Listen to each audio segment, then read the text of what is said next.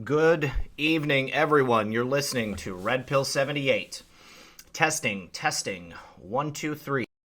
1, 2, 3. Welcome, everyone, to Friday Night Livestream.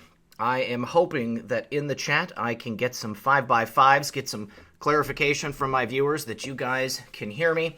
The time, of course, is 9 p.m. on Friday, April 12th. 2019. I hope everyone has had a wonderful Friday today. It's been a little bit weird with the weather. Hot and cold, cold and hot. I started off the day wearing shorts, and now I'm wearing my Lucky Trump hoodie. It's keeping me warm, and that's great. I definitely see that we've got some 5x5s in the chat. We're going to go ahead and give some shout-outs real quick. I see Indiana. I see Nebraska, Michigan, upstate New York, Oregon, California, Bark. Hey, Dana, there's Dana. Paducah, Kentucky, Wisconsin, San Diego. Excellent. Lots and lots of people. You guys, I just want to thank everyone for tuning in. Say thank you so much. I have a real quick message from my sponsor, and then we're going to get into the news. And here it comes. Guys, I want to ask you a question. What are you doing when you install antivirus software on your computer or a smoke detector in your home or you sign a prenup before you get married? Well, you're preparing. The best way to prepare is with My Patriot Supply. I trust them and use them, and I think you should too. A 2-week food kit gets you started. They're available now for a special price of only $75 when you go to my special website, preparewithredpill78.com. These kits from My Patriot Supply include breakfast, lunch, dinner, and they last up to 25 years in storage. Order now so you're prepared. Go to preparewithredpill78.com. That's preparewithredpill78.com. And thank you very much to My Patriot Supply for sponsoring the program. Do appreciate it, guys. Let's get back over to my desktop. And there we are. All right, back to the intros. Texas, Arizona, Tennessee, Maryland, Kentucky, Philadelphia, Washington, upstate South Carolina, Colorado, Wisconsin, Kentucky, Lemuria, the land of Atlantis. Excellent. Tampa, Tehachapi, California, Raleigh, North Carolina. We've got Michigan is MAGA country. That's right, Michigan is MAGA country. We've got some Louisiana, Minnesota, Dallas, Texas, Colorado, Oklahoma, Kentucky, Massachusetts, Sweden, awesome, Florida, Georgia, New York City, Norway, Maine, Alabama, Southie, Massachusetts, my boy Ben Affleck, Memphis, Tennessee, Louisiana, Oklahoma, everybody, Illinois, Sebring, Florida. You guys, I got to drop it onto slow mode very briefly, so that we don't burn each other's eyeballs out and we can all see what we're doing. Excellent. So I realize, my video output is low. That is not good, you guys. Let me free up some RAM on my computer and make sure that I've got a little bit extra RAM going out for the stream. Sharon Barassa, no matter how you feel about Julian Assange, we must rise up or we're going to lose our freedom of speech. We're definitely going to talk about that tonight. I want to thank you very much for that super chat. Roger Sloan checking in from South Carolina. God bless. Thank you very much, sir. Appreciate that super chat. Okay, so you guys, I have some news we're going to go over quickly before we bring in my guests for the evening. We've got first, let's see. There was an 11-year-old girl who wanted to use Donald Trump as the hero for her school project, but her teacher banned her from choosing Donald Trump, from choosing the president. Well, can you believe this? Everyone has a different hero. For some little boys, even the garbage men counts. They do drive those big, cool trucks. And little girls sometimes pick a cartoon princess as their heroine. Larry Thompson, thank you very much for that super chat, buddy. He says a little bit of gas money. Appreciate it. But Bella Moscato, age 11, of Ronkonkoma, New York, is a little more politically inclined than most youngsters. So when a school project called for students to write about their hero in an assignment, Bella wanted to pick President Trump. He is, after all, President of the United States, and that, to a lot of people, is heroic.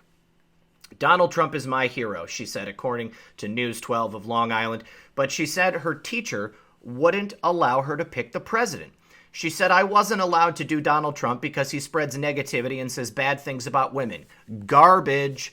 Garbage. Can you believe that? Hey, you guys, I see we've got lots of familiar people in the house. I want to say thank you very much to my mods. I see Methods, Tyrone, Aaron, all on the screen. James Shea, thank you very much for that super chat. But let's see here. So she added, the thing I don't get, she was okay with someone doing Hussein, President Hussein, but not okay with Donald Trump. That's what got me angry. Bella's mother, Valerie Moscato, says she was outraged when her daughter called her from school about the incident. She says what the teacher did amounts to intimidation and censorship, News 12 reported. This was really frustrating to me. You know, my daughter has every right to pick a hero of her choice. It's her First Amendment right, freedom of speech, freedom of expression. So it was really upsetting to me that she was trying to shut her down, she said, according to the Epoch Times. In a document about the class assignment obtained by News 12 Long Island, Bella explained why she chose Trump as her hero when answering the question of what positive contribution has this person made to society. Donald Trump has helped millions of people by creating a great economy. He is fighting every day to protect the people from drugs crossing the border, she wrote. Bella's father also criticized the teacher. My daughter's hero is the president of the country, he said. I can't believe that anybody in the school would tell my daughter that that guy can't be her hero. Laura Ingraham had a lot to say about it. She said, most parents need to stand up to the biggest bullies of them all, leftist educrats who try to intimidate conservatives into silence. No more. Interesting stuff here. But Satcham Central School District Superintendent Dr. Kenneth Graham issued a statement to News 12 saying it is not accurate that this student was told that they were not allowed to conduct research or report on an individual for a school assignment, including President Trump. To the best of our knowledge, by choice, the student is still conducting their project of President Trump. Bella's dad disputed the account. My story is not inaccurate. My daughter didn't lie, he said. No one should make a child feel that way, and you're supposed to protect my child. Now, Donald Trump is a hero. He's a hero to a lot of people, and that's why I wanted to bring this story up, because we've got a couple of guests that we're going to be speaking with tonight. First of all, we're going to be speaking with Jim and Shelley, colloquially known as ShimJelly. All right, and they're both artists in their own right. In lieu of a musical guest tonight, we've got just one set of guests that are a variety of artists. We've got Shelley, who's actually a painter. Shelley is an incredible painter, and she does some wonderful work highlighting not only our president, but she's got some cool JFK paintings. The reason I'm having them on is because I originally had shown my mother a painting that Shelley had done, and it brought my mom to tears. And I said, you know what?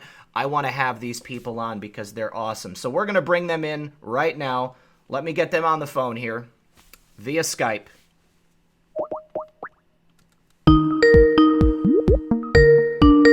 And here they come.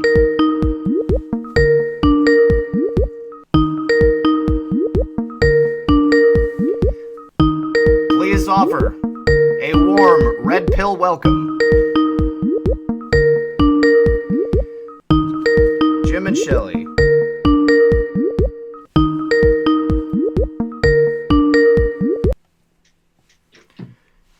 Jim and Shelley, are you there? ShimJelly. We're here. Oh, dude, that was quick. I was waiting for 9:15, and there you are. All right, here we go. We've got you. Waiting with bated breath over that 12-year-old's situation. Well, and man, you go, girl. You tell that girl, you go, girl. Yeah, exactly. Who are these teachers to tell her that she can't have her hero be Donald Trump? It's ridiculous. Well, the fact of the matter is the educational situation is a sorry state of affairs. Yes, and they're trying to take away that individualism. Yes, that is and very they correct. do it. They do it in art, and they want to believe that the Democrats rule art and all the rest of it, and they don't. And freedom of thought is completely stripped from the kids. Completely, everything is all about following a doctrine. It almost seems in school. Oh, it's true. Yeah, it's that neo communist doctrine. It's very, very true. Oh yeah, absolutely. Yep. No question. All right. Wow. So good to see you. Yeah. Good to know you. Yeah. Good to know your mom. Yeah, totally. I'm so, I need to say thank you to James Shea a couple of times. He's dropped a couple of super chats while I was getting you guys on. But yeah, it's a pleasure to know you guys as well. Shelly, you're an incredible artist. I've got your website pulled up on the screen here. Let me just rearrange the way that the screen is set up. Here we go. So you guys, can you give us an introduction to who you are for the audience? Would you mind doing that? Okay, well, we're a couple of crazy Canadians. Artists, like to live life, like to experience life, like to kind of advocate for being an individual, learning by being good people and being a part of community. Fighting for truth and justice all throughout our lives, completely, 100%. Fighting for the people, fighting for the patriots, and recognizing how important this time in the world is right now.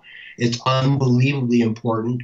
What's happening to the United States is so critical to the freedom of the rest of the world. That's what we see. That's what we feel. That's what we know in our hearts and our souls. And the facts are proving it out as we sit here. It is very, very true. And tell me, how long have you guys been artists? Well, Jim and I have been together for over 31 years now. I've basically been an artist since I was really reared and born. My grandmother was an artist and was a painter in England, which has, of course, changed a fair bit. But the two of us have kind of gone through our lives being artists. Jim's a poet. We worked in the film industry. We worked in broadcasting. Yeah. We've done many different things. We work for the largest broadcaster in Canada as well. We've done it together, but we have a really big passion about fighting for, what you believe in, like really nurturing what you are as an individual, like respecting people of all cultures, all races, all like monetary means, everything. So we've done a lot of different programs to do with mental health and homelessness. We've worked in many, many capacities over the years, despite the fact we both look like we're still 29. We're not. So we have a real passion for like helping our community. We chose to help community rather than actually having children ourselves. We put a lot into what we do artistically because to us, art is like a really big bastion of nurturing individuality and seeking truth and, respecting opinion and feeling comfortable to do it. Whereas the educational system, like I was captivated by what you were talking about with this young girl that chose to use Trump as an advocate. It's very relevant. It is her choice. It is her way to express. It's like my artwork, which to segue into that story, which is relative to this 12-year-old girl story, is I was struggling because Jim and I had always fought to have a farm.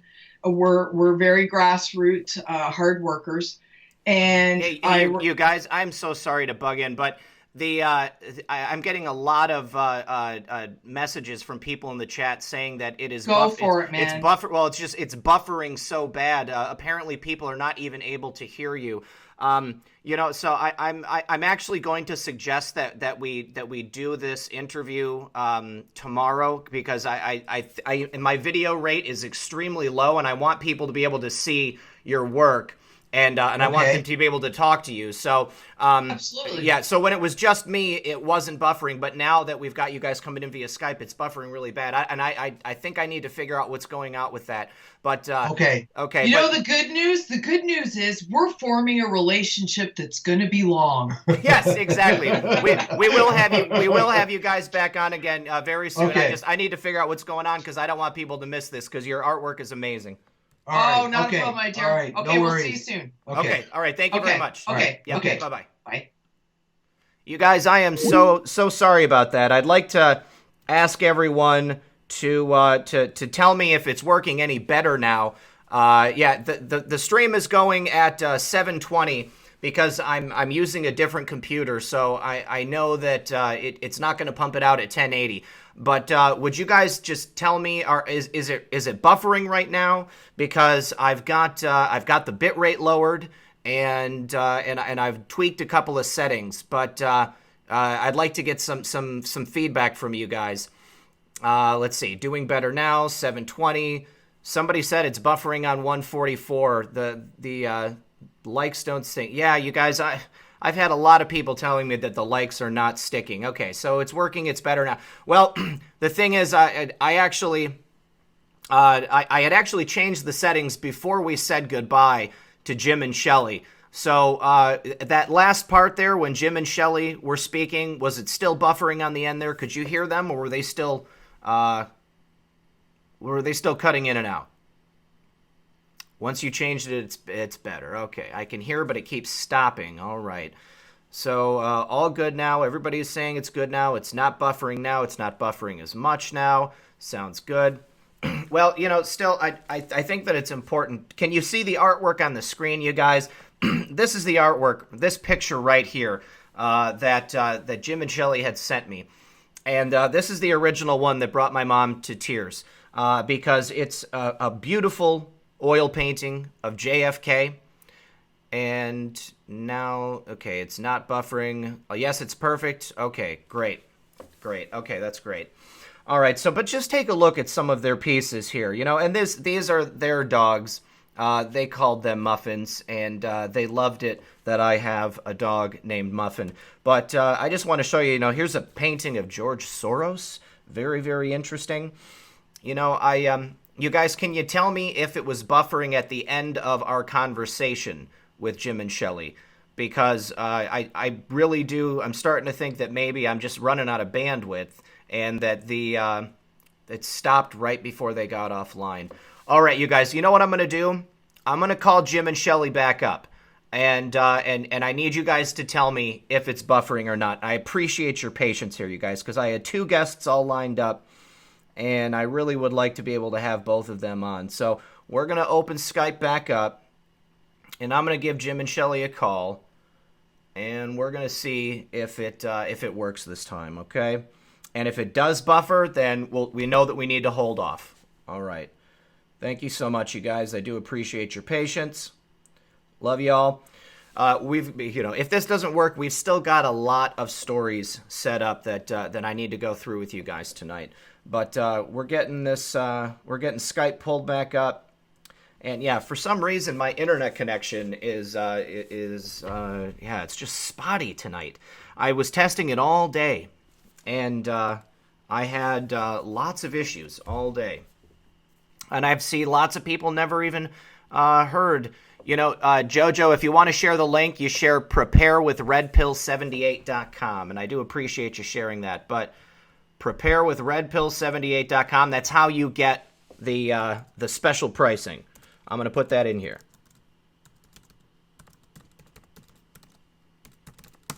There you go, preparewithredpill78.com.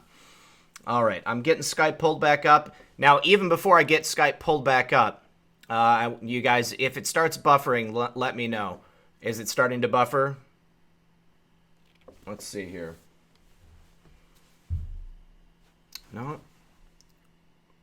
And you know what, you guys? It doesn't even want to pull up Skype for me now. So I'm just going to cut my losses. I'm gonna cancel Skype here, so we can get into here. But here's the painting. See that painting of Trump? You've got Julian Assange right there. You've got one of Hillary Clinton. Yes, these are large paintings. These are large paintings in a studio. You can see all of Shelley's artwork right there. Shelley, I hope you and Jim are still watching because people are going to be excited to see you come back here.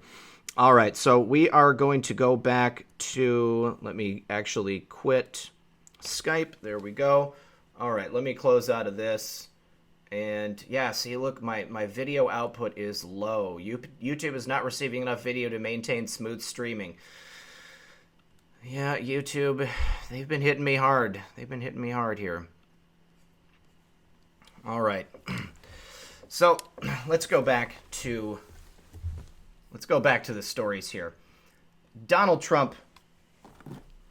Hang on just a sec. We got Jim and Shelly. My Skype is not even working on my computer now, guys. I hope you're watching this. Let's see here. Let me send them a text, you guys, just so that I can let them know. I appreciate your patience, everyone. I don't know. We love you. No buffering. Thank you. Thank you, sir. Appreciate that. Let's see.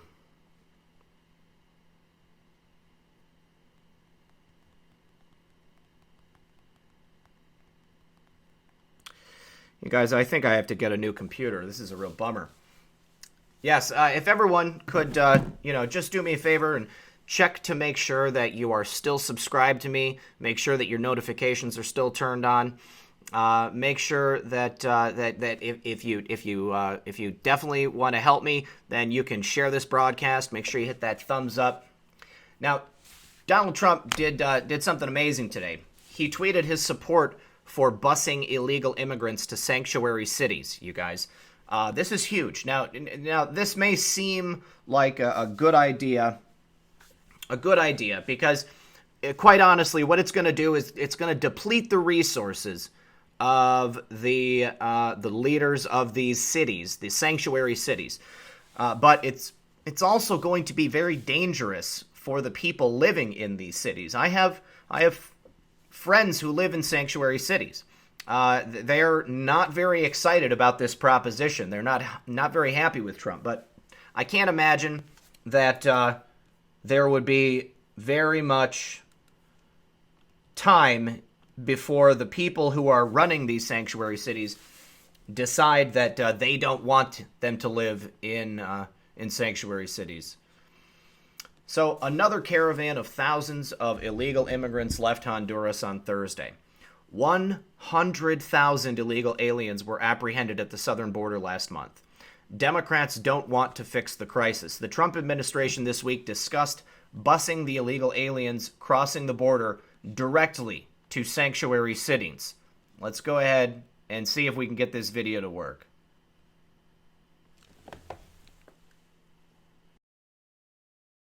Issue, say White House officials plainly. Who deserves first dibs on the priority of the government? Citizens or non-citizens, Sandra? And Kevin, now to this report that the president wanted to bus migrants crossing the border to so-called sanctuary cities. So what is the White House saying about that this morning? Okay, a source familiar with the conversation, Sandra, tells us, listen, this is about as much as trying to protect border communities as it is anything else. The thinking is, if sanctuary cities believe fundamentally that having mass migration is a good thing, then this is a good chance to have at it. Welcome with open arms all the migrants they want. Now, the idea, as you know, was shot down by DHS officials fairly quickly. But as a discussion point, we're told by that source, this is precisely the issue. If sanctuary cities extol the virtues of open borders and mass migration, why wouldn't they want to help the administration help to alleviate the pressure along the border? Of course, the counter argument is this was political retribution for cities and states that oppose the president's border policy, Sandra. You know, I don't know that I'd say that it's political retribution. I tend to think that it's just desserts. This is exactly what these people have asked for. The leaders of these cities. The leaders of these cities have asked for it. They have created sanctuary cities so that these illegals can come and they can stay there without fear of arrest or reprisal. But what it does is it feeds illegals throughout the entire country. Okay, thank you very much. I appreciate that, Boo. So on Friday, President Trump tweeted his support for the idea, saying that Democrats should take the tens of thousands of illegals if they want them. Due to the fact that Democrats are unwilling to change our very dangerous immigration laws, we are indeed, as reported, giving strong considerations to placing illegal immigrants in sanctuary cities only. The radical left always seems to have an open borders, open arms policy, so this should make them very happy. CB, thank you very much for that super chat. I appreciate that, my friend. Hey, Patriot Lady Biker is here as well, and Jody is here. Excellent. I see lots of friendly faces in the audience. Can I get a count, you guys, of how many people are watching and maybe a count of how many likes we have? I would appreciate it. So the thing is, this is exactly what the leaders of these sanctuary cities and these states and these democratic leaders have asked for. This is what they've wanted. They've wanted open borders. Well, if they want open borders and they've created these sanctuary cities for people to go and live without fear of arrest, then load them up. Allow them to go there. You know, do you guys remember several years ago, there was a number of, alternative news outlets, shall I say, that were discussing these FEMA camps, essentially, prisons or, closed up, like they would take Walmarts and they would convert them into these camps, and they would have like swing sets and, places for kids and stuff. At that time, it was stated that they were for American citizens. Well, I think that those detention camps were set up and maintained specifically for all of this influx of illegal aliens that were coming in. They knew that they were going to need these detention centers to process people through and then put them into the population. They've said before that all of these camps for DHS are full. There's no place to put additional people, so that's why they have to catch them and release them. So I think that this is probably what's happened. I was just talking with a friend about that earlier today, and I think that's probably what's going on. And, incidentally, this friend is also someone who lives in a sanctuary city. They're not happy about the fact that Donald Trump is doing this. But I don't think it's going to last long. I think that it will really overload the places where these illegals are going to be sent. And pretty soon the leaders of these places are going to have to acquiesce and say that, yes, open borders is not a good thing. Yes, we need to protect our country, protect the borders. All right, thanks for the counts, guys. I do appreciate it. If you haven't already and you'd like to, then please do go ahead and share this program across your favorite social media outlet so we can get the word out. Did you guys see my episodes earlier this week? The Democrats are in complete and total meltdown because A.G. Barr said that the Hussein administration was actually spying on the Trump campaign. This is exactly what we've been talking about for years now, because as soon as Donald Trump came into office, he said, guess what? Barry had my wires tapped.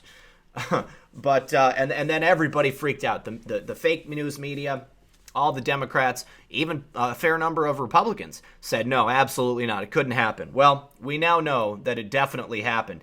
Nancy Pelosi blew a gasket.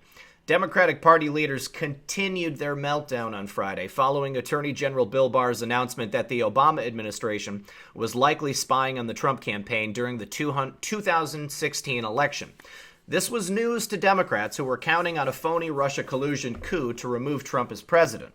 Speaker Nancy Pelosi, Minority Leader Chuck Schumer, Steny Hoyer, and House Judiciary Chairman continued to lash out at the Attorney General following the news that he was already public for the past half year by Fox News viewers and Gateway pundit readers.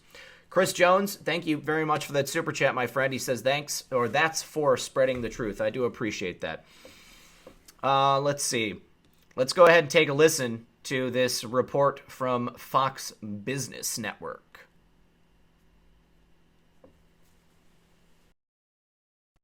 Democrats outraged and speaking out after Attorney General Bill Barr made the shocking admission that he believed members of the FBI did spy on President Trump's 2016 campaign. Listen. The chief law enforcement officer of our country is going off the rails. It's clear for Mr. Barr the title he holds is far less important than the boss he serves. I believe the Attorney General of the United States of America believes he needs to protect the President of the United States, and I think that's unfortunate. This is an attempt to take the attention off that very serious, these very serious crimes and divert people's attention to absolute conspiratorial nonsense. getting the feeling they didn't like that. Joining us now, President Trump's 2020 Strategic Communications Director, Mark Lauder. Mark, good to see you. You were with the 2016 campaign. So, if you guys saw when Attorney General Barr was giving his testimony in front of the committee the other day in Congress, and he said, yes, I believe that spying actually did occur. Jean Shaheen, as it was stated in my video, looked like she had been suspended in amber. Kimberly Bogon, thank you very much for that super chat, and thank you very much for tuning in with your husband. I love you guys too. Everybody freaked out.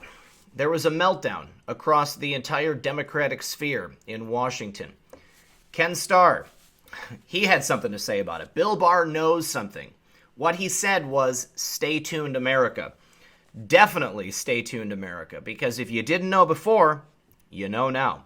On Thursday nights, former special counsel Ken Starr joined Laura Ingraham to discuss the latest comments by Attorney General Bill Barr that the Trump campaign was spied on during the 2016 campaign. Starr, who is no rabid Trump supporter, told Laura that America better stay tuned because Bill Barr knows something. Here's my take. Bill Barr knows something, Laura. He knows something. He says, I have a concern, and I believe I have a basis for that concern. Anyone who knows Bill Barr knows he doesn't just say things. He thinks about them. He's careful with what he says. And I think if Bill Barr says, I think there is a basis for my concern, he doesn't say what it is. That is a stay tuned America. Let's take a listen to what Kenneth Starr said.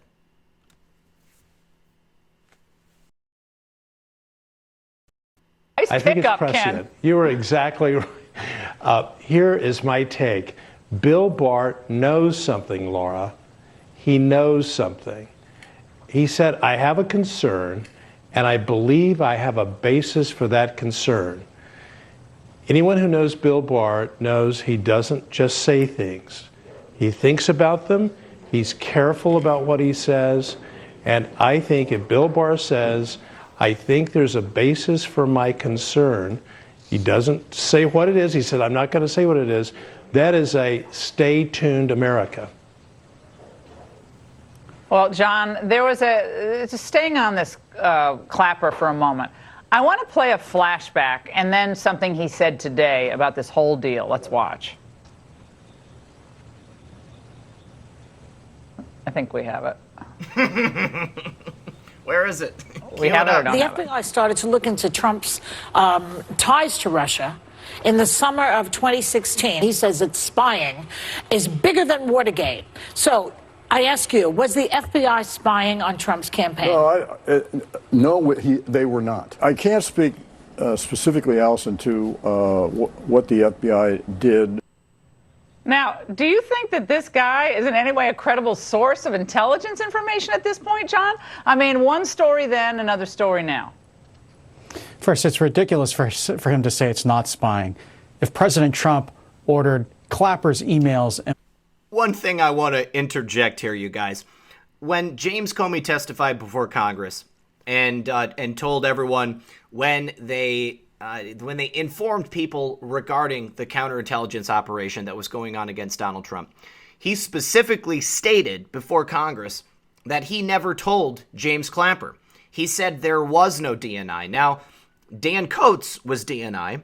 Okay, Dan Coates, was appointed as DNI after Trump came into office, but until that point, we had James Clapper as the DNI. James Clapper had stated on numerous occasions that if there was an investigation, then he would have been told about it. Well, so either he's covering up for Comey or Comey, but I don't believe that Comey never told him. There's absolutely no possible way that he could not have told James Clapper. phone calls to be secretly read by agents. He'd be the first one out of the blocks accusing the president of spying on him. Of course the government's spying on the Trump campaign.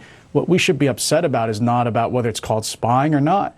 What we should be upset about is the red line that the Justice Department and the intelligence agencies under Obama, including by Mr. Clapper, authorized its use on a presidential campaign That is a red line that had never been crossed since Watergate. That's the whole reason we have these courts and the FISA statute and all these protections, as the Attorney General, Mr. Barr, said in the hearings. And so I agree with Judge Starr. If the Attorney General mentioned that this was going on, I would be worried if I were Clapper about all these changing stories. And I'd be worried if I were some of these officials in the Obama, DOJ, FBI, and CIA who were misusing these authorities to spy on a presidential campaign. And yet, Ken, the tumult today in the media was about the fact that Bill Barr said he thinks there was spying on the campaign. That's what they were all upset about. How dare he say what he thinks before they've done an investigation? How dare Bill Barr? He's just the puppet of Trump. Joe Scarborough is trashing him again, saying, well, it's basically he's just worried about a bad tweet from Trump. That's how much they're demeaning a man with an impeccable record. Impeccable record. It's a very classic overreaction, but it's also unfair. I was very pleased to see, by the way, that James Comey kind of soft-pedaled this. But here's, I think, another key takeaway from what Bill Barr said, as opposed to these characterizations and the somewhat hysterical reaction. And that is, he did not say anything to suggest that the FBI as an institution was somehow implicated or corrupted. He did say there appears to be, he's not come to a judgment, a problem with the former leadership. There we have it. The FBI is... Very important distinction that Attorney General Bill Barr made. It's not the FBI as a whole. It's not the DOJ as a whole, because a lot of those people have been removed. It was the leadership. They set the stage. They decided how things were going to roll out. If you're doing your job and you have your boss come to you and say, this is exactly what you have to do, if you don't do it, then not only are you going to go to jail maybe, or you're going to lose your job, your family's going to be out of a home. It's what's going to happen, all right? This is what we're doing. Either you come along with it or you go ahead and screw off. So very, very important. All of these people knew it was the leadership of the former administration who did this. It was not just the rank and file people, although by all means the rank and file people had a lot to do with it. So not only did that happen, but James Comey is now changing his tune. In 2018, he said there was no spying on Trump, despite his testimony to Congress that there was a counterintelligence operation. But now he says he can't say for sure. On Thursday night, as former special counsel Ken Starr and law professor John Yoo joined Laura Ingraham to discuss the comments by Bill Barr. During that discussion, Laura Ingraham paid the two different quotes from Director of National Intelligence, where he said on The View that the Obama administration was absolutely not spying. And then after Bill Barr admitted in the Senate testimony that the Obama deep state was spying on Trump, James Clapper now changes his talking points. But this week on CNN, James Clapper said this: I can't specifically say, Allison, to what the FBI did. What is that supposed to be? John Yoo said, I would be worried if I were Clapper. Now, this is the exact same thing. But so James Clapper, now, he has a history, like not on record to Congress, of lying. He has a history of making up different stories to different news networks. And now Attorney General Barr and his team are going to be looking at all of these things with a fine-tooth comb. We're going to be seeing all of these things come to the forefront.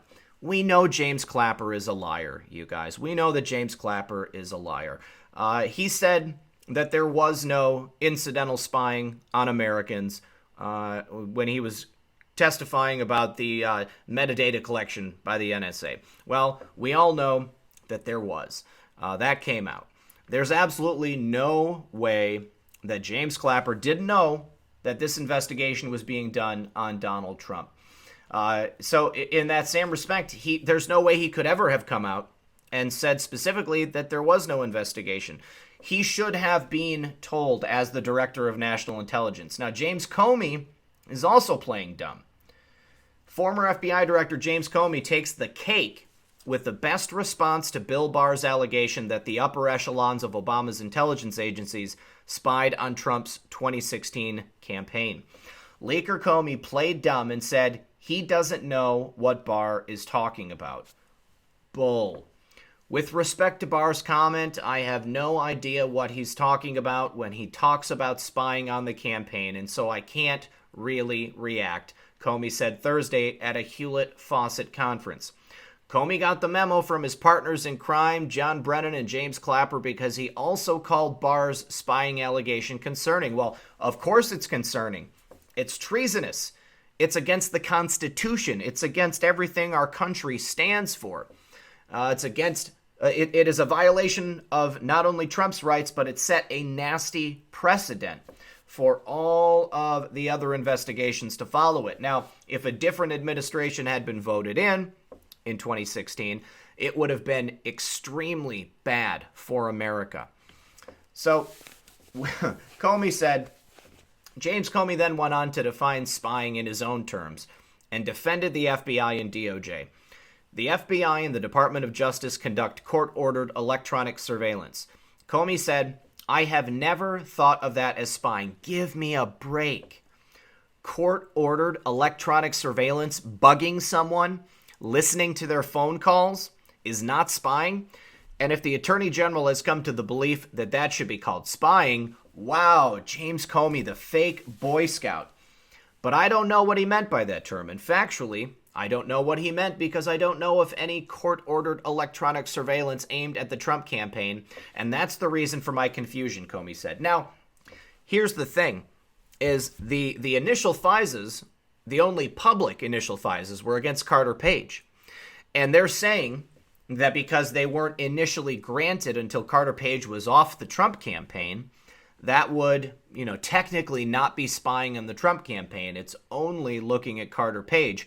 Well, with a FISA warrant, you guys, you get a look at everybody's emails going forward. You get a look at every email they've ever sent going backwards. You get to spy. You get to spy on everyone that they've made contact with, and then everyone that those people have made contacts with. So just by going to Carter Page, you get to look at the entire Trump campaign. No matter what you call it, no matter how you decide to frame it, it's spying on the Trump campaign. This will be the new narrative going forward by the deep state media complex. They will claim they did everything by the book to protect us from the Russians. Not true. Let's go ahead and take a listen to James the Liar Comey.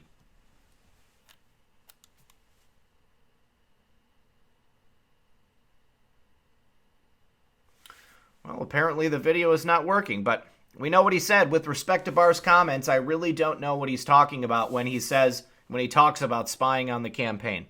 Well, a FISA warrant on someone who was in the campaign, and then everyone that they've contacted, which would be everyone in the campaign, exactly, it is spying. John Brennan, James Clapper, James Comey, they're all panicking over Bill Barr's allegations that Obama's goons spied on Trump's campaign. Then FBI Director James Comey personally signed off on 3 FISA warrants, 3 that we know of, to spy on Trump campaign advisor Carter Page. Comey used Hillary's fake dossier as credible intel and signed off on the FISA applications, even though he testified that by the time he was fired as FBI director, there was still no evidence Trump conspired with the Kremlin. The final FISA warrant on Carter Page was signed in June of 2017 by DAG Rod Rosenstein and Andrew McCabe after Mueller was appointed special counsel to investigate Trump-Russia collusion.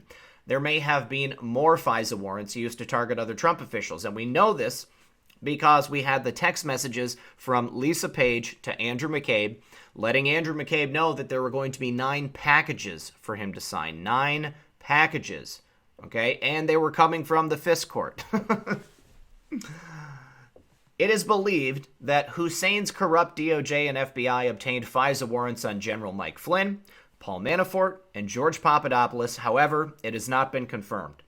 According to the newly released transcript, ex-FBI lawyer James Baker refused to answer when Congressman Mark Meadows asked if multiple Trump associates besides Carter Page were spied on with FISA warrants.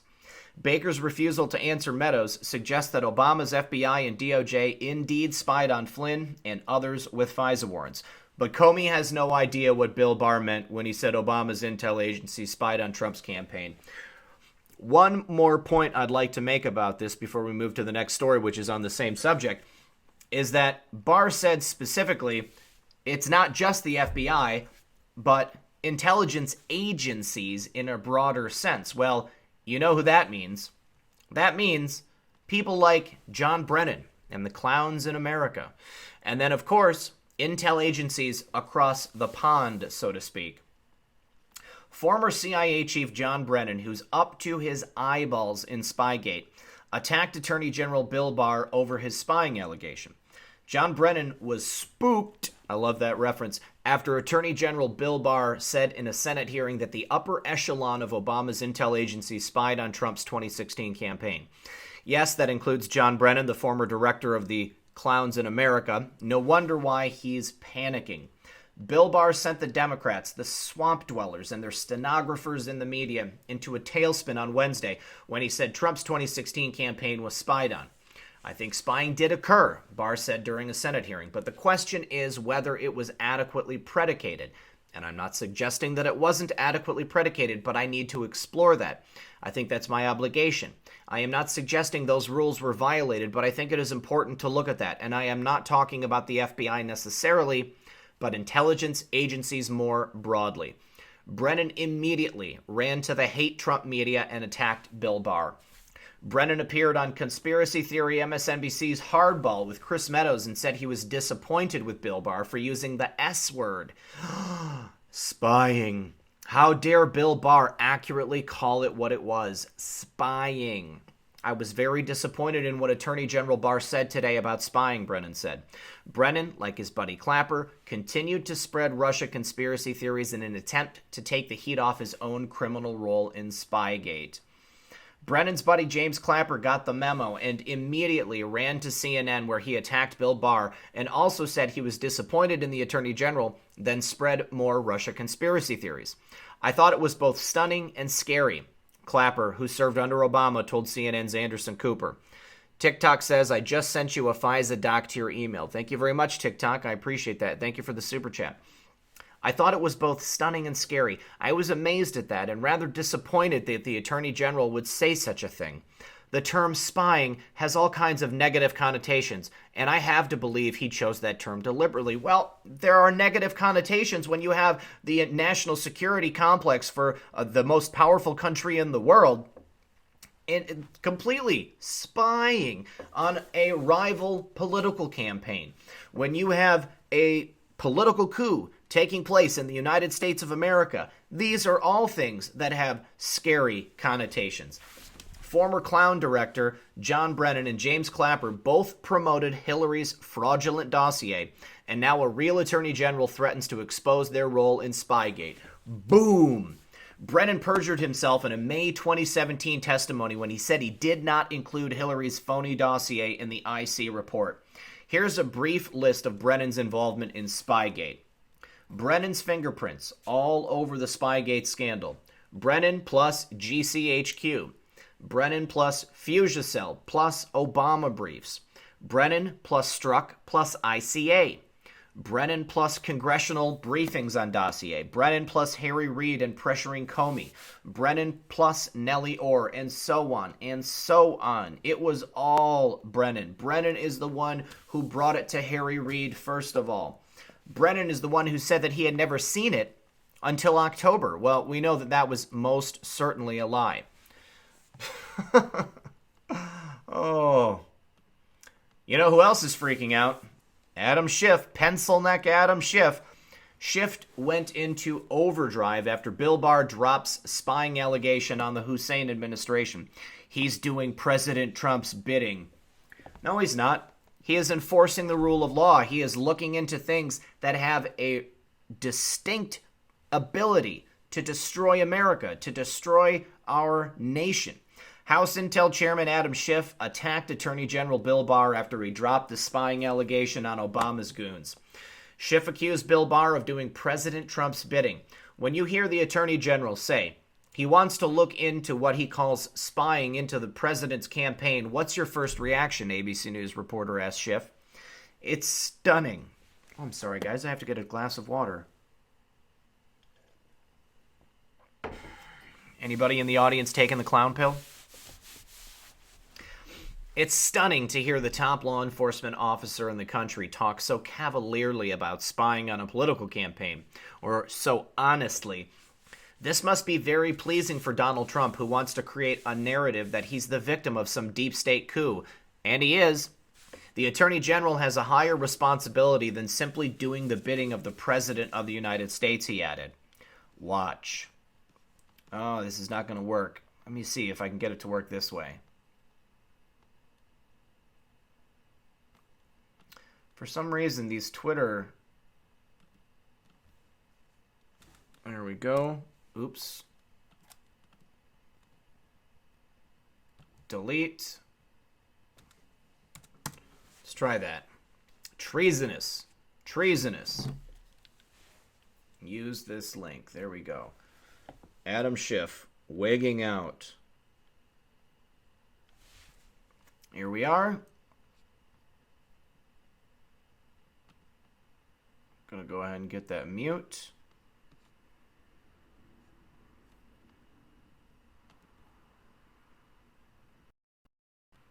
So when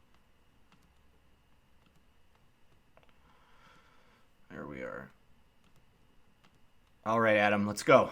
you hear the Attorney General say that he wants to look into what he calls spying into the president's campaign, what's your first reaction?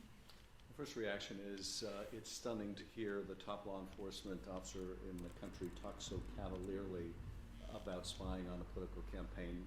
This must be very pleasing to Donald Trump, who wants to create a narrative that he's the victim of some deep state coup. But the Attorney General has a higher responsibility than simply doing the bidding of the President of the United States. He ought to be looking out for the public interest. And I think his comments really were a disservice to the hardworking men and women of the FBI. You think he's doing the bidding of the president here? Yes, I'm sure this is exactly what the President wanted him to say. The President, after all, is out there in preparation for the Mueller report saying that this is a coup attempt by dirty cops. And what does the Attorney General say? He says he believes there's spying on the Trump campaign. I'm sure that was music to Donald Trump's ears, but I'm sure it was also a body blow to the hardworking men and women of the FBI. Of course it was a body blow, because the FBI has to come to grips with the idea that their agency was involved in an actual political coup. Democrats and media sycophants melted down after Bill Barr said this week during a Senate hearing that Hussein's intel agencies spied on Trump's campaign. Comey, Clapper, Brennan, and the media all attacked Bill Barr for saying the S word. Spying. You know how you can tell when something's true? When all of these people and the entire media attack you for saying it. Holotech R&D. The company of heaven is watching. We sent you a super smarty charm with thousands of frequencies to remove diseases out of the human body to your P.O. box. Wow, that's awesome. And thank you for the super chat, guys. That's really great. Yeah, you guys, I do apologize. The Adam Schiff video was up all the way. They had a very low volume. You guys, my voice sounds okay, right? Because the Adam Schiff video was at full volume. There was no way for me to increase the volume on that. Holotech R&D, thank you for the super chat, and thank you for that gift. I can't wait to get it and check it out. I'll definitely do a review. Adam Schiff has pushed the Trump-Russia collusion conspiracy day and night for over 2 years. He continues to harass and slander President Trump, even though Mueller concluded Trump's campaign did not conspire with the Kremlin. House Intel members are calling for Schiff to resign as chairman of the committee and for his security clearance to be revoked. Congressman Matt Gaetz introduced a bill this week dubbed the Pencil Act to have Schiff thrown off the Intel Committee. Let's see. That's our next article.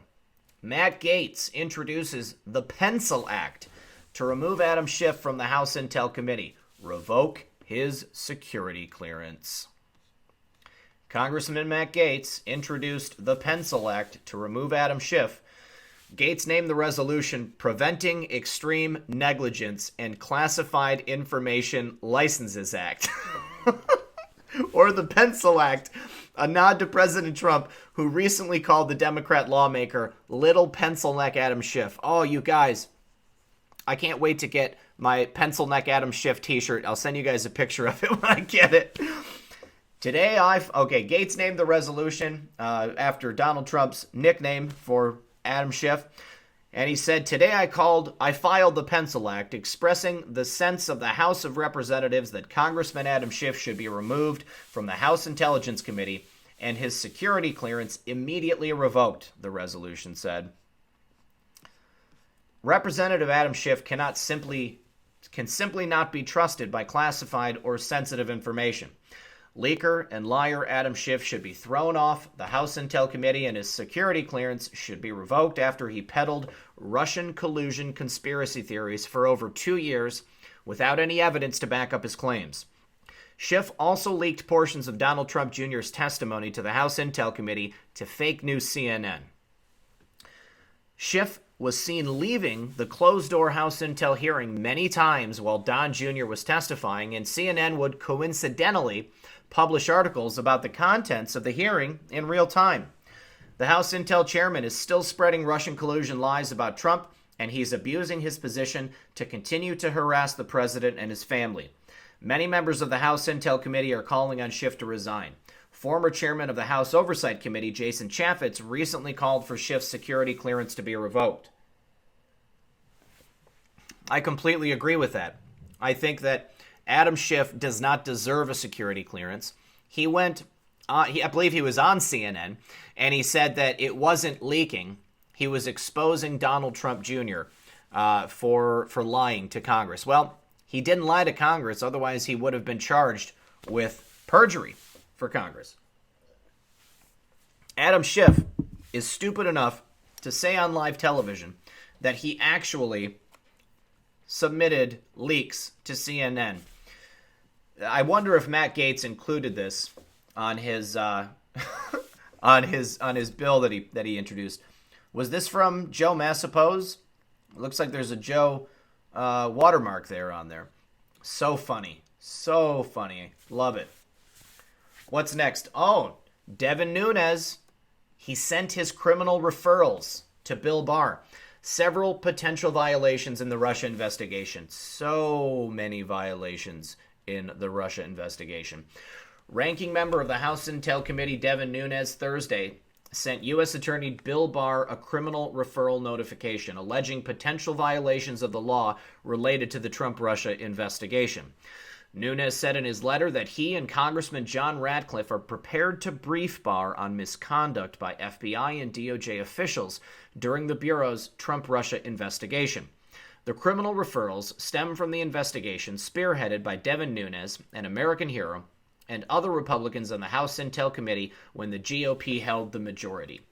Nunes has been investigating Spygate for over 2 years, and he previously said he waited until Bill Barr was confirmed as Attorney General to send criminal referrals to the Justice Department. A very, very smart move by Devin Nunes. If he would have put this out previously, they would have been ignored.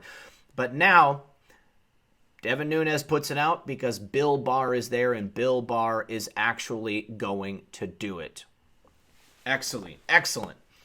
As part of the investigation, committee Republicans identified several potential violations of law, Nunes wrote in his short letter to Barr. We'll go ahead and read that right here. Well, actually, it looks like they summarized it down here below. Nunes' letter to Bill Barr comes after the Attorney General told congressional committees this week that he will be investigating Spygate. I'm going to be reviewing both the genesis and the conduct of intelligence agencies' activities directed at the Trump campaign during 2016.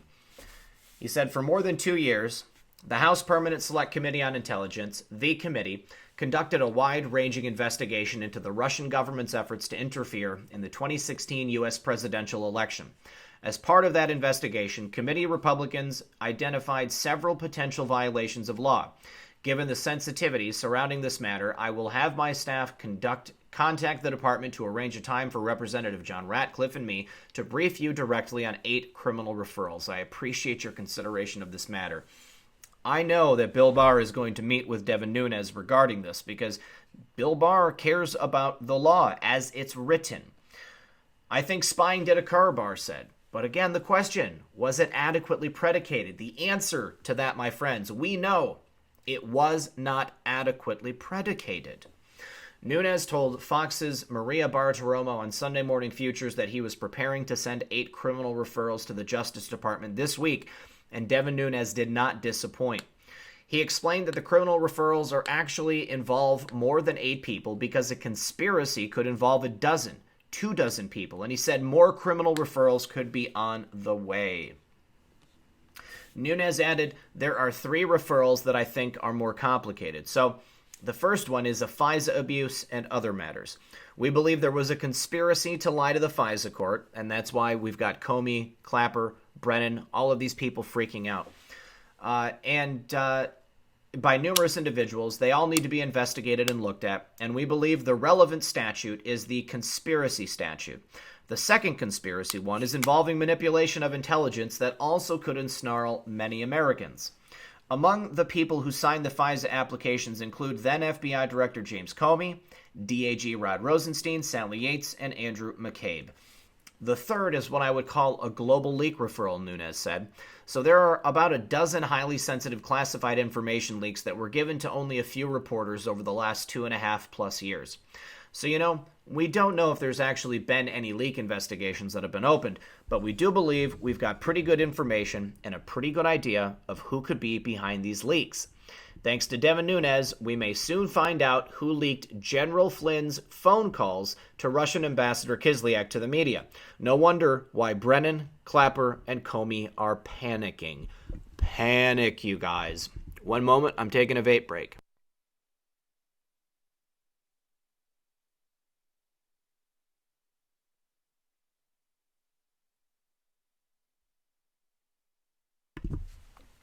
I really hope that in the future we see Devin Nunes in some other position in government. I think that he could potentially do a lot outside of California. I think that the United States deserves Devin Nunes. We need Devin Nunes in any office in government. Let's see here. On to the next. Well, guys, I reported on this week, the potential indictment of Greg Craig, but he has actually been indicted. Now, I'd also like to comment on the post that came from our favorite Anon yesterday, you guys. Let me jump to it real quick on my phone. I don't dare bring it up on my computer for fear of losing more bandwidth and using up all the RAM.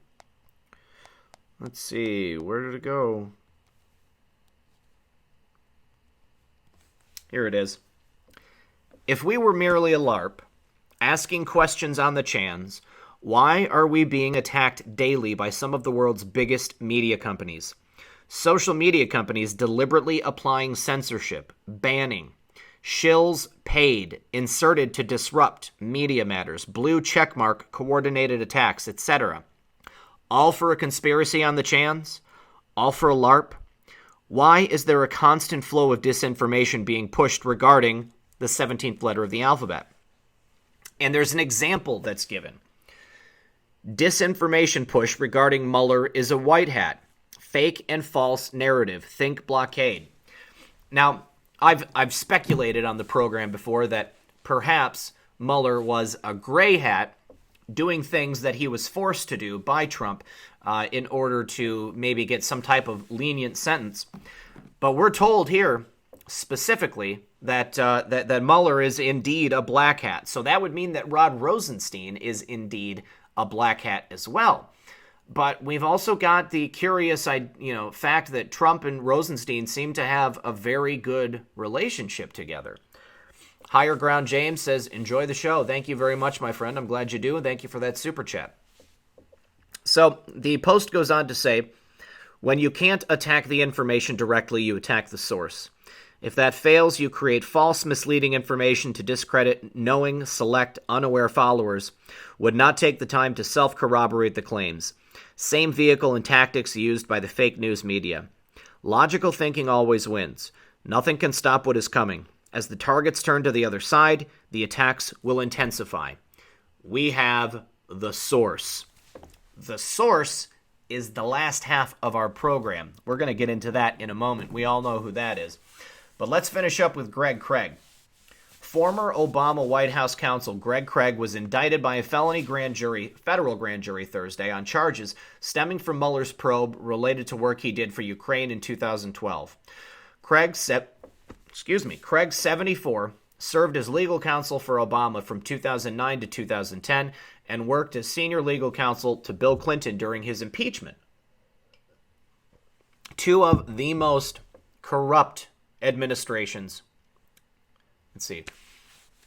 Craig, 74, a federal grand jury returned a 2-count indictment Thursday on charges of making false statements and concealing information about his Ukrainian lobbying efforts. According to Mr. Craig's legal team, Craig refused to accept a plea deal, so the case was handed over to a grand jury for indictment, the Wall Street Journal reported. Greg Craig was interviewed twice by Mueller's investigators about work he and his law firm did in Ukraine in 2012. Craig's lawyers said the case against him was conducted by prosecutors in the Southern District of New York. The indictment came down from the Justice Department in D.C., so Craig's lawyers alleged federal prosecutors are abusing their power. This case was thoroughly investigated by the SDNY, and that office decided not to pursue charges against Mr. Craig. We expect an indictment by the D.C. U.S. Attorney's Office at the request of the National Security Division. Mr. Craig is not guilty of any charge, and the government's stubborn insistence on prosecuting Mr. Craig is a misguided abuse of prosecutorial discretion. Now, I should note here that Greg Craig worked with Paul Manafort in the whole Ukrainian debacle. Paul Manafort was also previously exonerated of those charges, but Robert Mueller decided to take it to the bank and prosecute Paul Manafort. Now, it was not Paul Manafort who decided to prosecute Greg Craig, but rather the D.C. U.S. Attorney's Office. Now, D.C. U.S. Attorney's Office, I hope they give I hope they give Greg Craig the same treatment that they gave Paul Manafort. Nobody escapes. Nobody gets out of this alive, okay? You decided to mess with the bull, you get the horns, Greg. Craig was a partner in the law firm Skadden Arps, Slate, Meagher, and Flom, LLP, which entered into a multi-billion-dollar settlement with the DOJ over its work in Ukraine. Greg Craig worked with Paul Manafort in Ukraine. Craig is the first top Dem charged in a case stemming from Mueller's witch hunt. Mueller's witch hunt has brought this to the fore. The Democrats are now going to start feeling the pain. Now, the media has all but buried this, and President Trump has blasted fake news, CNN, MSNBC, Washington Post, New York Times, because they are really trying to push this story to the side. President Trump blasted the corrupt news on Friday morning for burying the indictment of Obama's White House counsel, Greg Craig. President Obama's top White House lawyer, Gregory B. Craig, was indicted yesterday on very serious charges. This is a really big story, but the fake news New York Times didn't even put it on page 1, rather page 16. Washington Post, not much better, tiny page 1. Corrupt news, Trump said in a tweet. Totally corrupt. This is front page news. He was indicted yesterday. Craig served as legal counsel for Obama, and again, he worked as senior counsel to Bill Clinton during his impeachment. It's a 2-count indictment, making false statements and concealing information. Newsbusters reported that the combined airtime allowed by ABC, CBS, and NBC for Greg Craig's indictment was a whopping 1 minute and 15 seconds. Can you believe that, you guys? 1 minute and 15 seconds. How many thousands of hours do you think they spent on the Trump-Russia collusion hoax? How does this square up with the mainstream media's coverage of Trump's former campaign chairman, Paul Manafort? Well, according to Newsbusters, following the indictments of Paul Manafort, 60% of the airtime was dedicated to covering Manafort and Rick Gates. The fake news media is truly the enemy of the people. Enemy of the people. Enemy of the people. Well, here's the source, you guys. Oh, I'm sorry. We have one more article about the deep state. FBI agent Bill Priestap was caught in a lie referring to Lisa and Peter Strzok affair. Ooh. Former FBI investigator and assistant director of the FBI Counterintelligence Division, Bill Priestap, lied in front of Congress in testimony in the summer of 2017. Priestap's lie surrounds the affair between FBI lovers Lisa and Peter Strzok. Bill Priestap held a very high position in the FBI during the years 2015 to 2018. His tenure was in place during the Trump-Russia hoax and the Hillary email scandal exoneration. In his testimony in front of the House on June 5, 2018, Priestap answered a number of questions. Unfortunately, we found that at least one of his answers does not add up. During his testimony, Priestap notes that he and Peter Strzok were classmates. I think once in my career I socialized with Peter Strzok. Peter was in my academy class. So once we were at the same thing, work thing, or not work thing, but otherwise, nobody was a personal acquaintance. They were all professional acquaintances. During another series of questions about Peter Strzok, Priestap slipped up. Priestap said, after Pete had been reporting to me for a considerable amount of time, somebody brought to my attention that the behavior might be going on. And so that's when I became aware that it was a possibility. So someone who works at the FBI. Yes, yeah. And can you say who that person was? It's going to be one of two, but I don't know which one. Okay, to the best you can. Okay, if I can recall correctly, it was either Sally Moyer or Jonathan Moffa. About when was this? About when was this? What is today? I would guess about a year ago. But it's a guess, but a considerable amount of time I had been in the job, and Pete had been reporting to me before this had brought. Did you take any action based on that? I did. What action? I spoke to Deputy Director McCabe about it.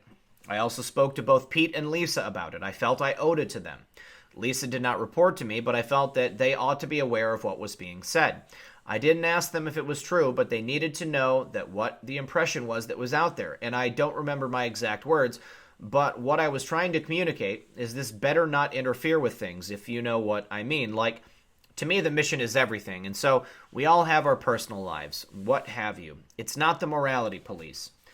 But that behavior could make them vulnerable to an intelligence service. In my opinion, yes. The highlighted phrase above is a lie. The date of the testimony in front of Congress was June 5th, 2018, 1 year prior to what would have been June 2017.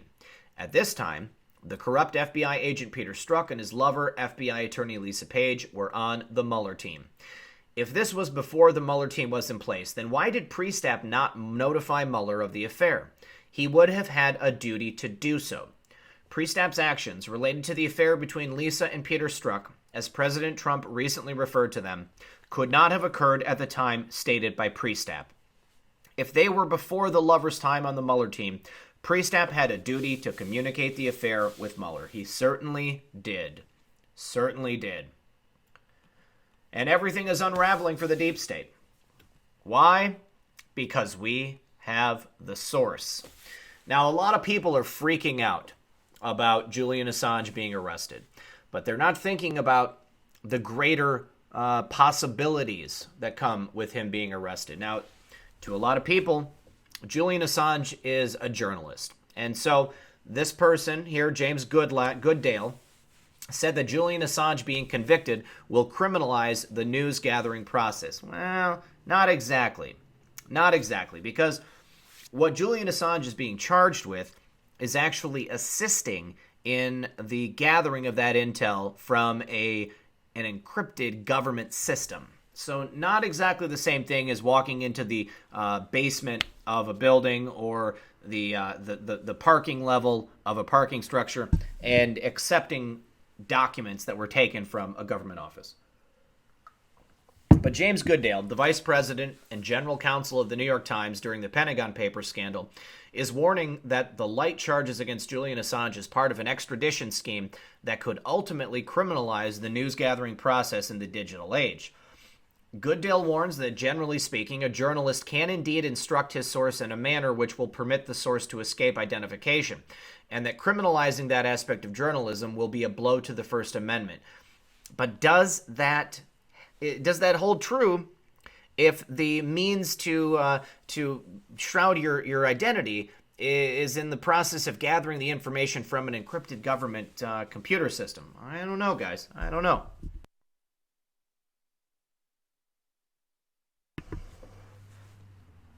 Now, writing for The Hill, Goodale explained that the lack of charges under the Espionage Act is a snare and a delusion. He wrote that the indictment is surprisingly spare and seems to have been written without a particular purpose in mind, to extradite Assange from England. Once he is here, he will be hit, no doubt, with multiple charges. Under the US-UK extradition treaty, one cannot be extradited from the United Kingdom if the extradition is for political purposes. Tricia Nordby, thank you very much for that super chat, my friend. I really appreciate that. Thank you very much. This explains why the indictment does not contain any charges alleging that Assange conspired with the Russians to impact the 2016 presidential election. It may also explain why the indictment focuses on hacking government computers rather than on leaking stolen government information, inasmuch as leaking could be characterized as being done for political purposes, Goodale wrote. When Assange arrives in the United States through extradition, as many expect he will, the government will then be able to indict him for his participation in that election. It is not out of the question that the government will come up with additional charges against Assange. I don't think that there's going to be additional charges against Assange, because I don't think that Julian Assange can be charged with that stuff because there's no proof of it. Now, I suppose that he could be charged so that there would be a trial, and then that stuff would logically be discovered in the courtroom. But I don't know. I don't know how it's going to play out, you guys. But I definitely think there will be a trial. I definitely think that there will be things that will be discovered, and namely, the fact that Julian Assange and WikiLeaks had nothing to do with the Russians, and that information was leaked by someone named Seth Rich. Goodale explained that the government made it seem like Assange had hacked an account for Manning to be able to access the files, but that is not really the case. Manning already had access to the files legally. He is simply accused of trying unsuccessfully to help them cover their tracks. The U.S. government has attempted to divert attention from the basic fact that this indictment punishes the publication of truthful information by making it seem that Assange cracked a code to permit Manning to have access to further classified information, which Manning in turn could then leak to Assange. That's not what the indictment says. It says that Assange told Manning how to cover her tracks with respect to leaks, so the government could not catch Manning, he wrote. In conclusion, Goodale stated that if Assange is found guilty of conspiring with Manning under his indictment, which incorporates the Espionage Act, this will be a blow to the First Amendment. It will criminalize the news-gathering process, and it will be a precedent for future cases concerning leaks. This will be particularly so since substantially all leaks in the future will be computer-generated. I think he does have a very good point right here. No one has looked at the DNC server yet, but perhaps they'll be able to look at the DNC server through the discovery that will become necessary in this case. And I can't imagine that our favorite Anon would have told us multiple times we have the source, unless that source was going to provide the information necessary to fully disclose exactly how that information was leaked. Now, Julian Assange has said that the Ecuadorian government is deliberately denigrating his character. Now, I had several people say that they didn't think the individual being pulled out of the embassy in London was Julian Assange, but I'd say that looks like him to me. Patrick Wave says, "Holy crap balls!" Then some huge super chats. Yes, they're extremely generous super chats. I really do appreciate that. Anyone who's given a super chat, thank you, Patrick, for that super chat yourself. As if abandoning freedom of the press and the First Amendment weren't enough, the mainstream media's celebration of the arrest of fellow journalist Julian Assange now comes with government propaganda from Ecuador designed to attack WikiLeaks publisher's reputation. Just as they spat out government lies over Iraqi WMDs, the media is uncritically reporting uncorroborated claims about Mr. Assange's hygiene, despite repeated confirmations from recent visits to the Ecuadorian embassy that these claims are untrue. As someone who has visited Assange on multiple occasions, the claims that he is some dirty madman who smears feces on the walls could not be further from the truth. This is simply part of a broad campaign to paint him in an unsympathetic light. The bathroom has always been spotlessly clean, even with a note on the wall about which way the toilet paper needs to hang. Over, not under. Thank you, Julian. Thank you for setting us straight on that, because that's the way I prefer it. The descriptions of a filthy environment have no resemblance to the reality of the situation.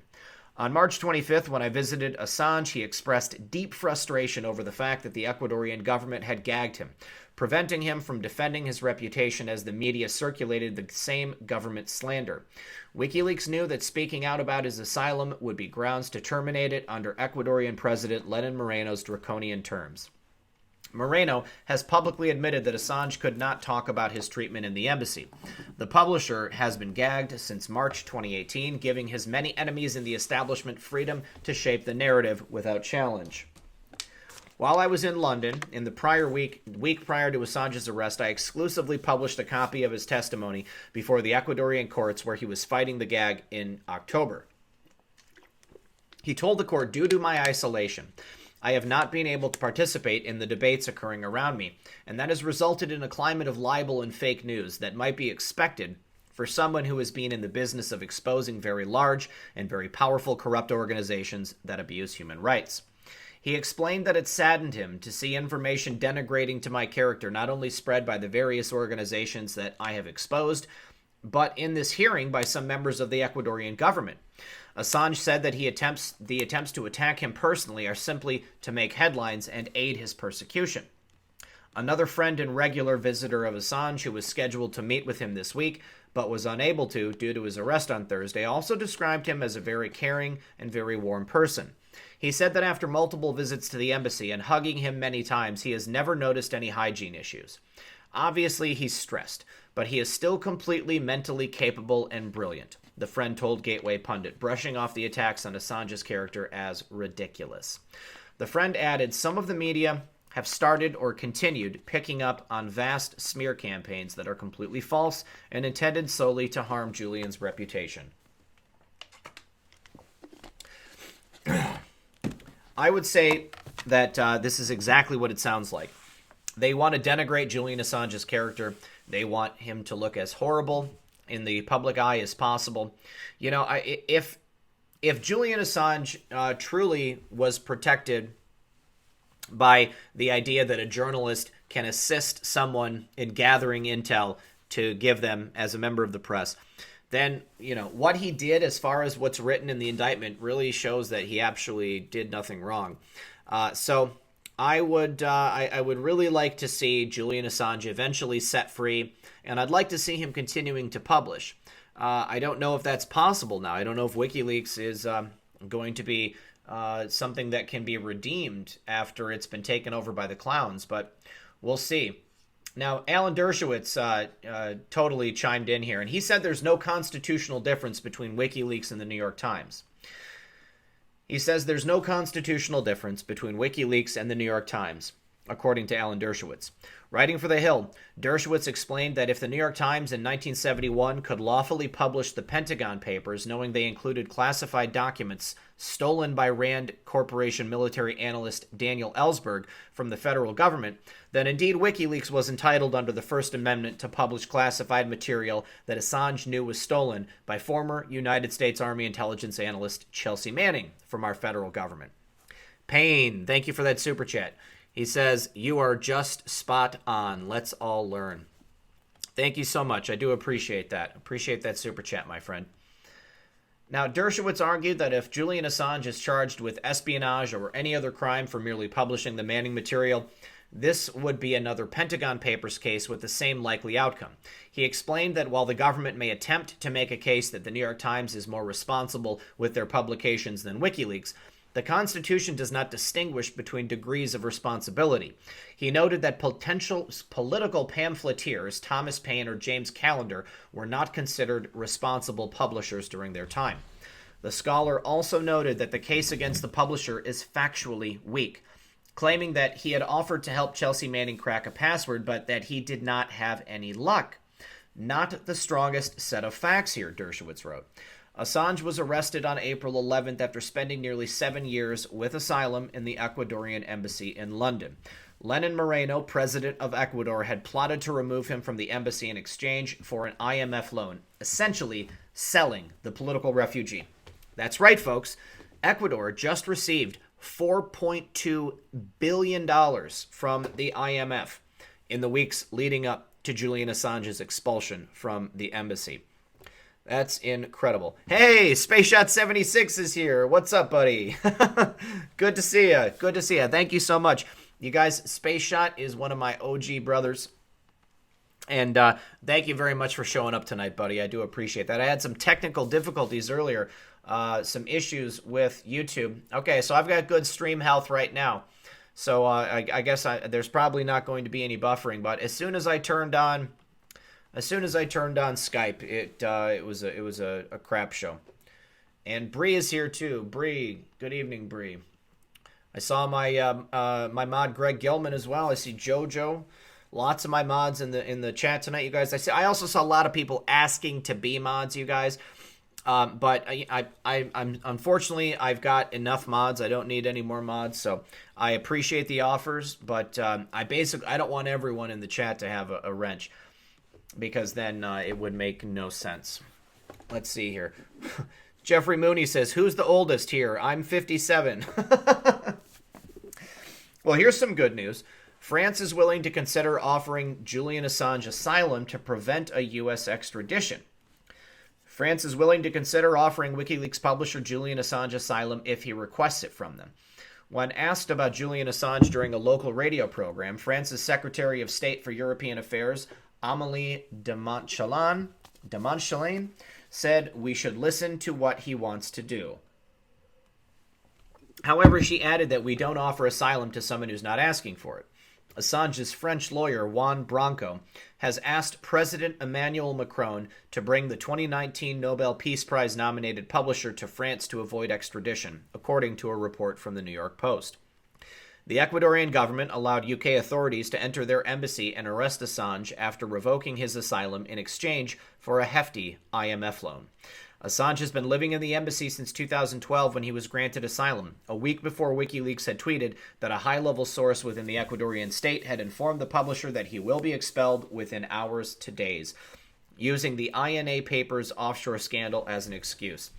Now, the INA offshore scandal, the papers for this, implicate Lenin Moreno in a scheme that severely discredits him in his own country. So I think that Ecuador was more than just a little upset about exactly what had been happening.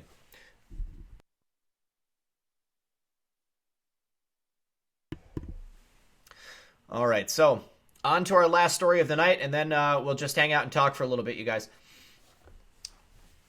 All right, just in, this is some good news. The city of Chicago has sued hate hoaxer Jussie Smollett for cost of investigating the staged MAGA attack. MAGA country. This is MAGA country. The city of Chicago filed a lawsuit against hate hoaxer Jussie Smollett in Cook County Circuit Court on Thursday after he refused to pay a $130,000 reimbursement for the investigative costs into his fake MAGA attack. Cook County State's Attorney Kim Foxx stunned the country when her office decided to drop all charges against Jussie Smollett after a grand jury returned a 16-count indictment against the Empire actor. Foxx's office didn't even consult with the Chicago Police Department. On March 28th, the Chicago police sent Jussie Smollett a bill for $130,000 on demanding payment for his false statements, and Smollett refused to pay up. The law department has filed a civil complaint against Mr. Smollett in the Circuit Court of Cook County that pursues the full measures of damages allowed under the false statements of ordinance. This follows his refusal to reimburse the city of Chicago for the cost of police overtime spent investigating his false police report on January 29, 2019. A lawyer for the city of Chicago wrote in the complaint, defendant knew his attackers and orchestrated the purported attack himself. Later, when police confronted him with evidence about his attackers, he still refused to disclose his involvement in planning the attack. On the evening of January 28, 2019, defendant's flight into Chicago was delayed, and he called Abel, telling him he needed to delay the staged attack, and Abel agreed. Cell phone records indicate that at 12:49 a.m., defendant and Abel spoke by telephone. Defendant told Abel the attack should take place at 2 a.m. at the agreed-upon location. Minutes later, Ola ordered an Uber to pick the brothers up at their home. Despite all the evidence against Jussie Smollett, he continues to maintain that he was attacked by white, racist Trump supporters. One of his lawyers even floated the absurd idea that the Osundaria brothers, who are of Nigerian descent, wore whiteface when they attacked him. That was the most ridiculous part. I couldn't believe that. Smollett still could face federal charges for the fake threatening letter he sent to the Empire Studio in Chicago. Insanity, you guys. Insanity. All right, you guys. Well, that's all the stories I had for you tonight. Unfortunately, I was unable to get my Skype to work. I think I'm going to have to see about getting a new laptop tomorrow because this is just not working out. There is not enough RAM here. I definitely need more RAM, and I need to make sure that there is not something that is messed up with my internet because it was going slow all day, and it seems to be working fine now, but I know that as soon as I start Skype, it's going to be awful again. Tomorrow, my guest is going to be Ben Shemkis. Ben Shemkis is someone who was at a party for a particular cult that's been in the news recently, and there were a lot of bigwigs from the Democratic Party there. Also, Michael Avenatti was there, as well as Stormy Daniels, and it's very relevant because I think that this cult had a big part in attempting to take down Donald Trump. James Rohrback says, I would share more, but I'm buying a little silver at the moment. Not a problem, James. I do appreciate that super chat. Any amount. You guys, I mentioned in my video yesterday how much I appreciate everyone and their support. Oh, I forgot. Next week, Friday the 19th, Cody Snodgrass is going to be my guest. And we are going to be discussing a lot of information about 5G, as well as some other things. But I'm going to save that for the show. So make sure you tune in next Friday. Cody Snodgrass is going to be my guest for the entire program. Actually, I'm sorry. Aaron Moffat is going to be my guest at the beginning of the program, and then Cody Snodgrass will be my guest for the remainder of the program. Aaron and I are going to be discussing some gold and silver stuff. We're going to be talking about a lot of very interesting things. Also some 5G stuff that I think is going to dovetail into what Cody wanted to talk about. Someone says, build a desktop, dude. You were probably overheating that thing. I think you're right. Let me take a look at my CPU usage right now. It's at 91% and 167 degrees. And I only have 500 megs of RAM left. So yeah, I am probably overheating it. Buy a desktop instead. Well, the thing is I have a desktop, but sometimes I need to have a laptop. So this is one of those times that I needed to have a laptop. I guess maybe I could build a small desktop and take that with me, but then I probably wouldn't have, it probably wouldn't be much better than the laptop. Nearly Enlightened says, it's turning out to be a pretty expensive Subway sandwich for Jussie, isn't it? Thank you for that super chat, and you're right. It is turning out to be a very expensive Subway sandwich for Jussie. And he definitely wanted to have, more money paid out per episode on Empire. And now it doesn't matter. He's going to lose money in the long run. Carissa says she's 54. Thank you very much. And thank you for that super chat. Do want to appreciate it. Oh, yes. ST. Send me. redpill78 at protonmail.com, or hit me up on Twitter at redpill78. You guys, if you have any ideas for helping me on how to get the best value for the highest power for a desktop, if I can build a small enough desktop that I could travel with, then I would be happy to do that, because right now I have a laptop and then I have a 32-inch monitor that I have in my back of my car. Yeah, my RAM is strapped. My RAM is totally strapped. It's freeing up right now. This laptop only has 8 gigs, and I'm surprised that I'm even able to stream with it, but it's been working out. Let's see. Basically, I would, Slipsters, you said I can buy a used PC. I just want to get a new one because I want it to be, I want it to be fresh. I want to make sure that it's going to have the longest life possible. Somebody said get an Alienware laptop. I saw that. I saw an Alienware laptop. I saw an HP gaming laptop. Diana Davenport, I loved Aaron's spoof of you. Yeah, that's right. Thank you so much, Diana. I appreciate that super chat. You guys, I totally forgot I haven't slurped on water, have I? I haven't even vaped all episode. Someone told me, again, that vaping was triggering them. And I always say, watch your own side of the street. That's how I live my life. But I don't want to trigger anyone because I know how difficult it can be if you're trying not to do something. So rather than turning people away, then I've decided for the most part not to vape. So I will be vaping here at the end of the program. Billy Patterson, better late than never. Glad you're here, my friend. Diana, Billy, thank you both for the super chats. Shout out to Patriot News. Shout out to Patriot News. Shout out to Space Shot 76. Shout out to my buddy Thomas from True Reporting. Shout out to who else? Who should I give a shout out to? I'm trying to think if there's any other friends on YouTube. There's Celia Burns. Shout out to Celia Burns. Okay, you guys, I'm gonna vape. So if anybody is triggered by the sound of my vaping, please do hit the mute button for the next 10 seconds.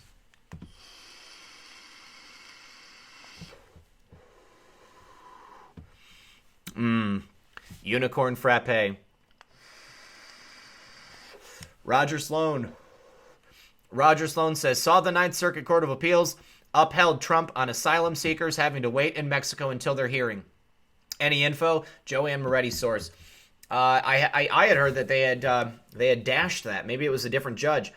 Catherine Goodwin says, Red Pill, are you going to Trump's 4th of July celebration on the D.C. Mall?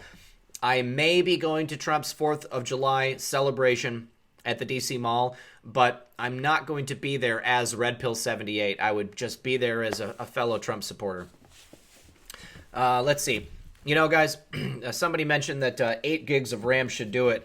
I really think that 32 gigs of RAM is what I want. I've got 32 gigs on my desktop, and it seems to work pretty good. Yeah. So, here we go. Vape Nation. I'm going to vape again. Don't get HP. Okay.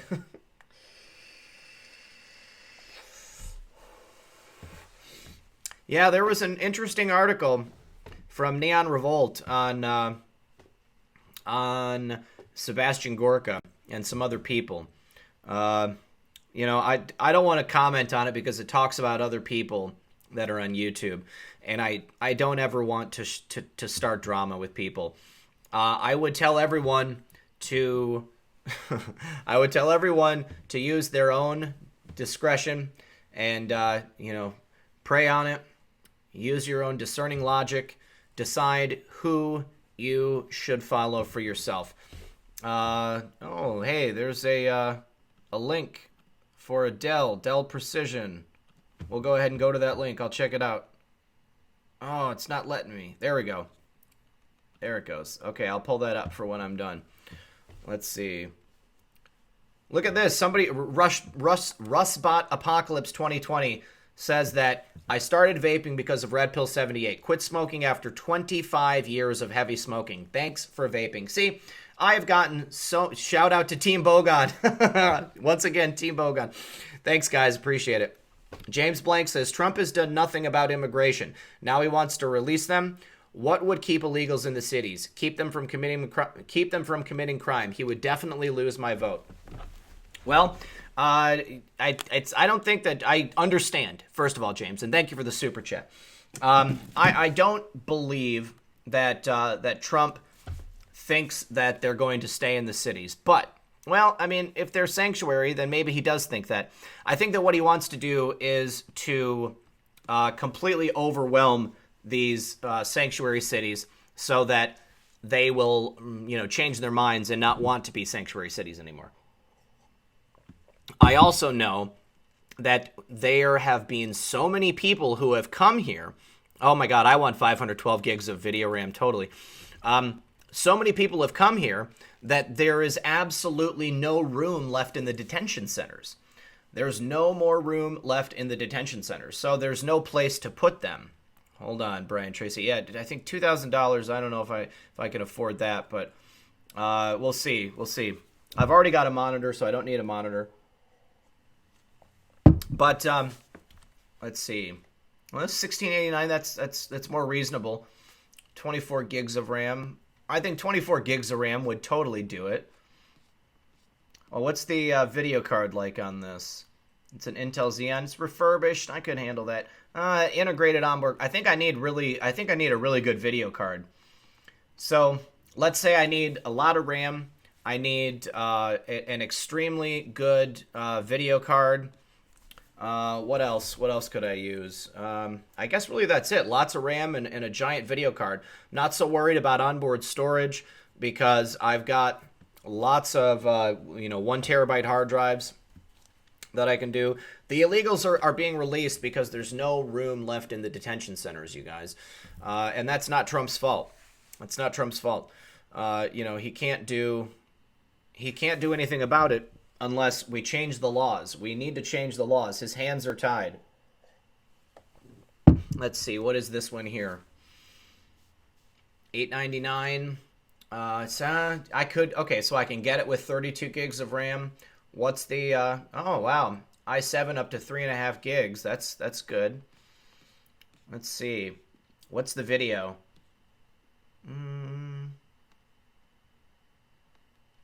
Intel HD, 620. Let's look that up real quick, guys. I gotta have the best quality hardware so I can bring you the best possible broadcast.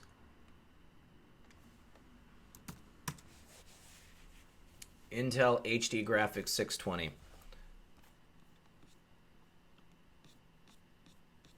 Let's see. Yeah, I think that the FEMA camps might be...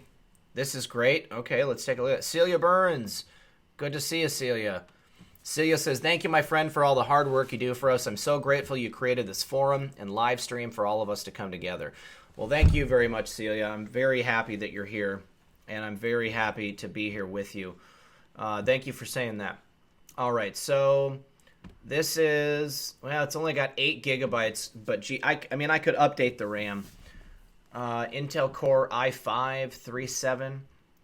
Any computer people out there, can you tell me like the difference between the i5 and the i7? I mean, like, what am I losing if I go with an i5 rather than an i7? Is this specifically like for streaming? Let's see. It's Windows 10. It's a 6-core processor. Where's the graphics card? 16 gigabytes of memory. And what is the video? Where's the video? I missed it. I must have missed it. And it's got gigabit Wi-Fi. That's good. Okay, it's 8 gigabytes of GDDR5. Okay. Kimberly Bogon says, looking forward to Saturday night with RP78. God bless America and God bless Trump. Thank you very much for that super chat. Celia, thank you very much for that super chat as well. Let's see. If anybody can help me with the computer stuff, I'd appreciate it. You can email me at redpill78@protonmail.com. You can also, Slipster says don't buy that. Okay. I mean, if I get a new computer, you guys, I'm gonna get the I feel like I gotta get an i7, or if there's even a better one than an i7, then I do that. i7 is much faster. Okay, yeah, Slipsters, if you want to email me, I mean, I just need help building it. You know, I'd be just fine building one. You know, and if you guys know where I can get the the parts from, you know, I mean, I know there's a place called Tiger Direct. Other than that, I guess I don't really know where to get the parts. I don't know where to get the parts. Let's see. So here's that laptop. I saw a couple people saying that this laptop would be enough. If I could get it, 32 gigs. I would get it with 32 gigs of RAM.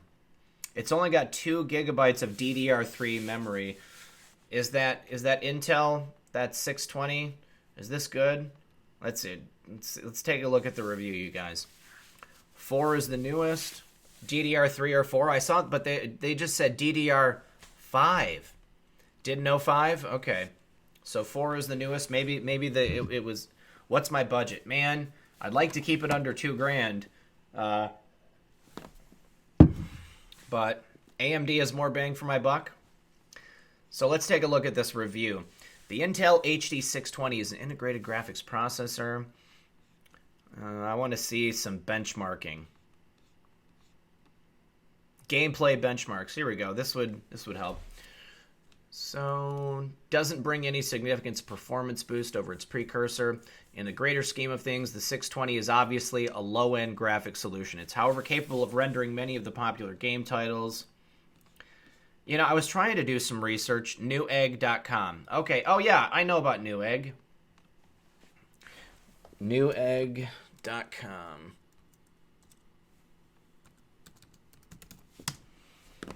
I've definitely bought stuff and look for AMD processors. Okay, you guys, if I build it with an AMD processor, then what's the AMD processor that I should use? Okay, Sean, you're going to email me.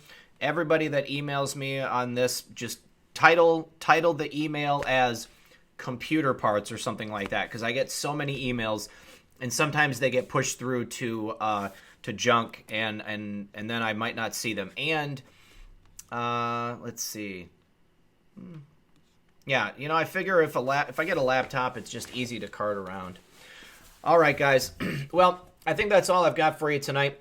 I want to thank everyone for joining me and for hanging out and giving me advice on the computer. Here's one, Acer Aspire. Let me get that pulled up. But as always, this has been Red Pill 78. I am the corruption detector.